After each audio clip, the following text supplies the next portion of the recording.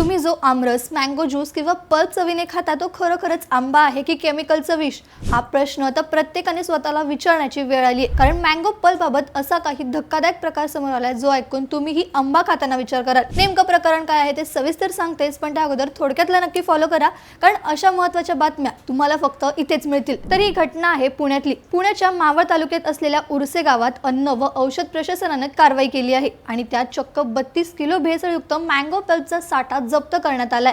हे प्रकरण बघून अधिकारीही थक्क झालेत.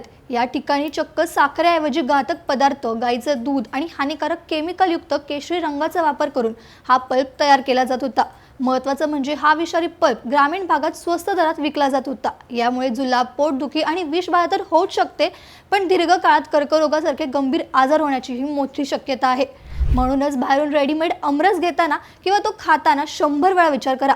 स्वस्त मिळतंय म्हणून आपल्या आरोग्याशी खेळ करू नका. मग तुम्ही कधी बाहेरचा आमरस किंवा मँगो पल्प खाल्लाय का? आम्हाला कमेंट्समध्ये नक्की सांगा. ही रील तुमच्या आंबाप्रेमी मित्रमैत्रिणींना आणि जवळच्या लोकांना शेअर करा आणि अशाच महत्त्वाच्या घडामोडींसाठी थोडक्यातला फॉलो करा. बातमी म्हणजे थोडक्यात.